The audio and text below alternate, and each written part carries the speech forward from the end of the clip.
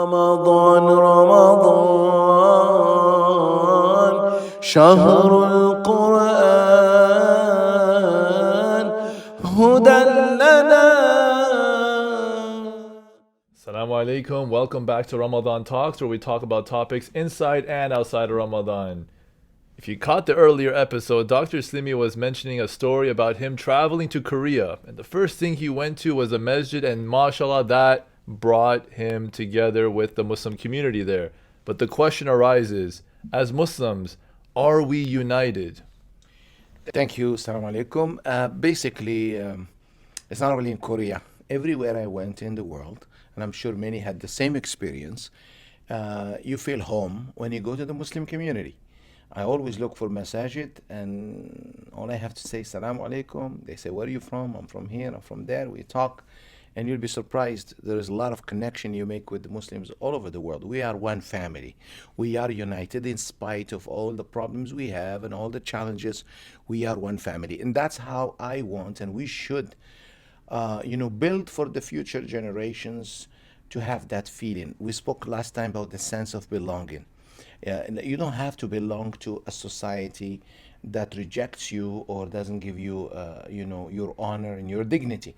You aim at belonging to a society that honors you because you're a beautiful creation of Allah subhanahu wa ta'ala. And we start, humanity by default is good, but you start from your family and then community. The sense of belonging. I believe as Muslims, we are united. We just need to make the effort, and understand what our enemy shaitan is doing.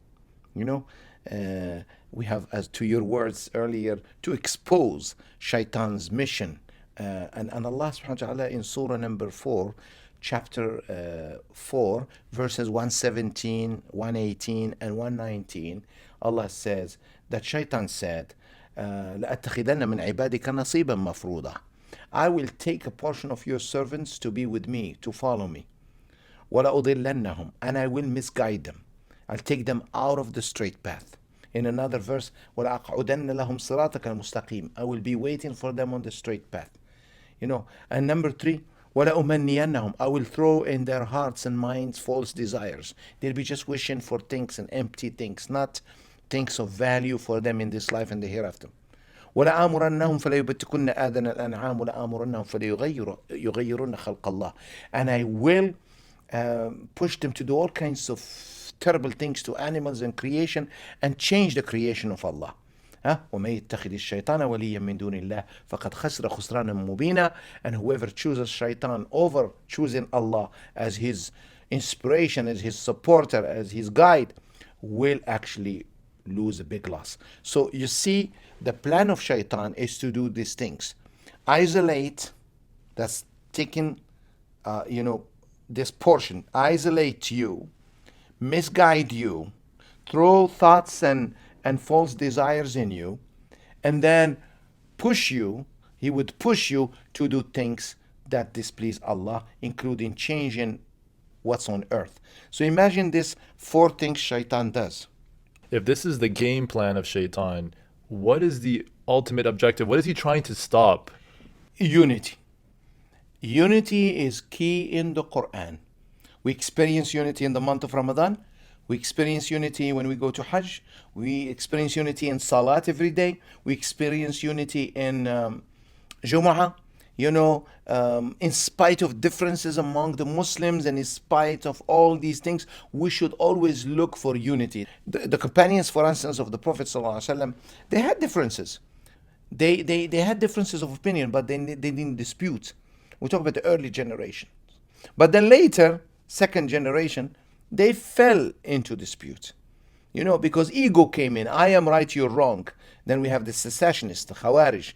And then we have the Ummah broke up, the major schism. And since then, unfortunately, we had these divisions. But we should go back to the very, very early things in Islam. This bringing the people from different races, different ethnic groups, different backgrounds, and calling them brothers and sisters. How do you address a Muslim? Sister. A Muslim brother.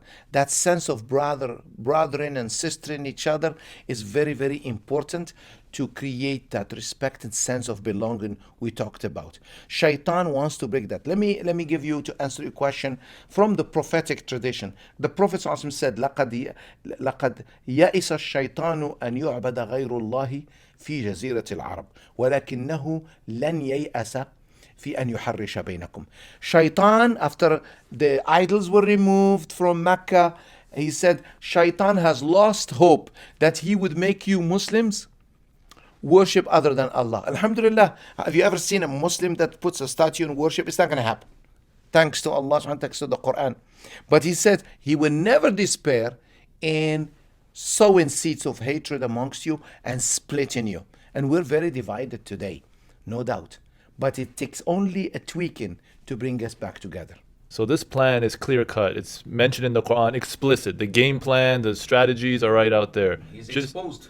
Just curious though, in the vernacular, in the common language, people talk about Satan. Maybe in Christianity, is there, just curious if you could touch on is there a difference between Satan in Christianity versus in the Quran, how it's perceived? Like, yeah, in the Bible referred to as Lucifer and a demon, and Jesus used to drive demons away, as we read in the New Testament. He had the power, and the Quran mentioned the miracles of Jesus, peace be upon him. Prophet Muhammad also did it. But the point about demon or Lucifer, Satan is mentioned. There are differences in nature. In Islam, it's clear. Allah says that he was created from fire. According to the tafsir, that he gained high ranks. He was very knowledgeable, and he was interacting with angels. But then jealousy and sense of arrogance brought him down, which is another topic by itself, that the Quran warns us not to be jealous. I mean, there is a positive jealousy in competing, doing good, but jealousy when you wish for others, that they lose whatever blessing they have and you hate them for it, the negative envy. And the Prophet ﷺ said, what did he say? Sallallahu Alaihi Wasallam, don't be jealous. And he says, إن الحسد يأكل الحسنات كما تأكل النار الحطب. Jealousy and envy eats up the good deeds the same way fire eats up the wood.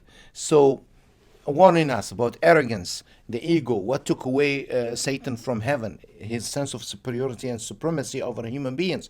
He said, أنا خير من, I am better than him, comparing himself to Adam. خلقتني من نار وخلقته من طين. You created me from fire, and fire goes up, and you created him from clay, and we walk on it.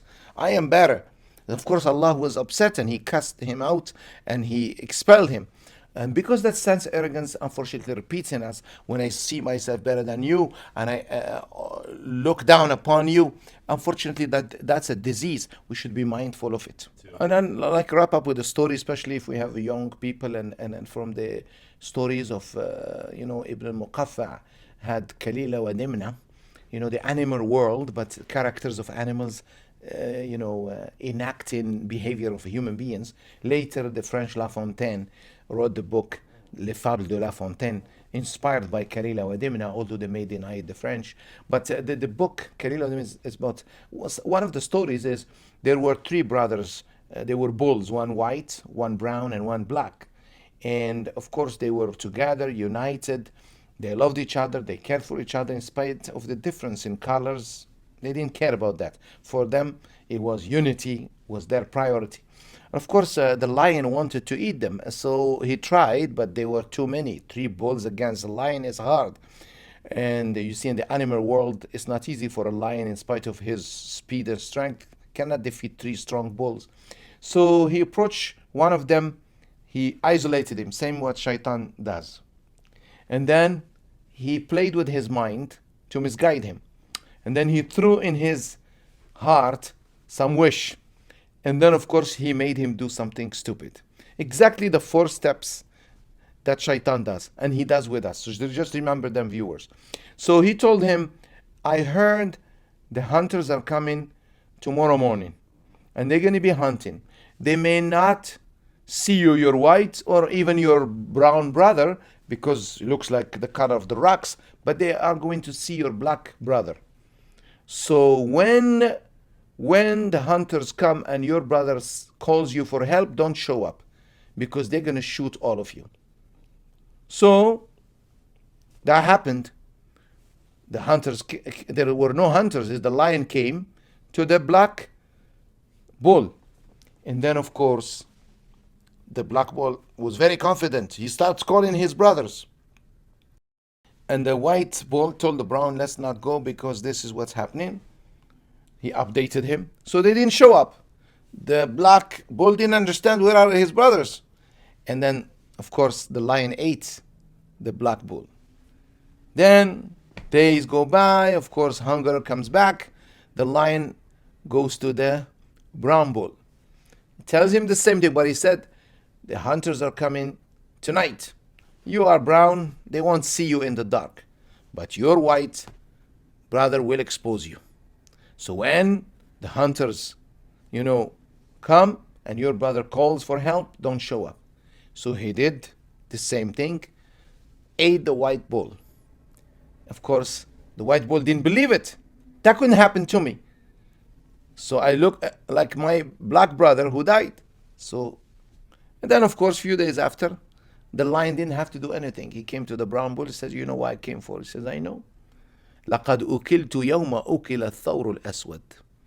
I was eaten the first day my black brother was eaten. This is the story of humanity, story of our community. When one of us is harmed, all of us are harmed. SubhanAllah, we have to heed and be aware of divide and conquer. May Allah subhanahu wa ta'ala protect us all. And Jazakallah khairan, Dr. Slimi, for that wonderful, wonderful reminder. Tune in next time. Feel free to hit the subscribe button to be informed. And if you have any questions or comments, feel free to drop them down below. And as always, and until next time, Assalamu alaikum.